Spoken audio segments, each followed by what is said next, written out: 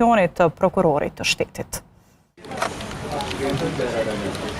Pas një periudhe 3 vjeçare pa një udhëheqës me mandat të plot, institucioni kyç i ndjekjes penale në vend tashmë ka një kryeprokuror të shtetit.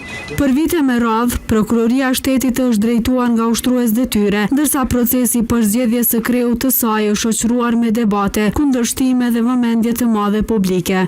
Me dekretimin e Zejnullah Gashit si prokuror i shtetit, ushtruesja e detyrës së presidentes i dha fund 2 shkronjave UPIKD të vendosura para kësaj pozite. Përfaqësues të shoqërisë civile vlerësojnë se me përfundimin e procesit të emërimit, vëmendja tashmë duhet të përqendrohet te sfidat që e presin institucionin e prokurorit të shtetit, veçanërisht në garantimin e pavarësisë, integritetit dhe llogaridhënies. Vullnet Bugaçku nga Instituti Demokratik i Kosovës thotë se emërimi i kryeprokurorit të shtetit ka qenë një nga çështjet më të rëndësishme institucionale në vend.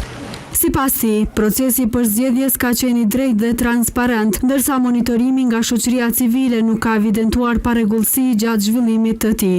Në parim ka pasur edhe intervistim korrekt të kandidatëve, e gjithashtu ka pasur edhe zhvillim korrekt të procedurës dhe zhvillim të një procedure të hapur dhe transparente, sepse gjithçka është zhvilluar në prani të mediave edhe të fasuesve monitoruesve të shoqërisë civile.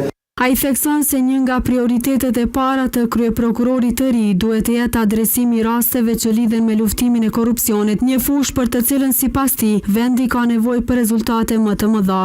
Ne presim që të ketë adresim të korrekt të performancës së prokurorëve dhe kryeprokurorëve të shtetit. Unë besoj që kryeprokurori i shtetit brenda kompetencave ligjore që i ka duhet bëj hapa konkret që të fuqisoj edhe më tepër sistemin ose të themi ashtu vlerësimin e performancës dhe vlerësimin e disiplinimit të prokurorëve të shtetit. Që nga viti 2023, Gashi ka ushtruar funksionin e kryeprokurorit të prokurorisë themelore në Prishtinë. Gjatë vitit 2024, ai ishte përmendur në lidhje me një takim me ish-ministren e drejtësisë Albulena Haxhiu, aktualisht ushtruese e detyrës së presidentes së Kosovës.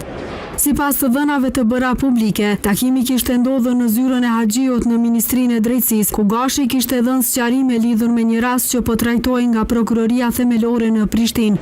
Çështja ishte bërë pjesë e një kallëzimi penal të dorëzuar në prokurorinë speciale nga policia e Kosovës, ndërsa në këtë rast ishte i përfshirë si i ndjekur penalisht Lavdem Krasniqi, kushëriri Alban Krasniqit, bashkëshorti të Haxhiut. Sipas deklarimeve të Haxhiut, parahetuesve policor, Gashi kishte sqaruar se rasti nuk ishte prapavi politike. Gashi do të jetë kryeprokuror i shtetit për një mandat 7 vjeçar. Kosova ka qenë pa kryeprokuror të shtetit, që kurse Aleksandër Lumezit i mbaroi mandati më 2022. Në mungesë të një kryeprokurori me mandat të plot gjatë kësaj kohe, detyrën e tij e kishte ushtruar Besim Kelmendi dhe Agron Çalaj.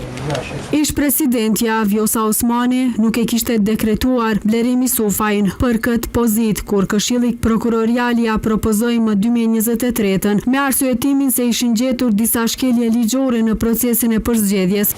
Bashkësia ndërkombëtare e kishte kritikuar mënyrën e përzgjedhjes së Sufajit nga Këshilli Prokurorial i Kosovës dhe me raste ka kërkuar që procesi të kthehet në pikën 0.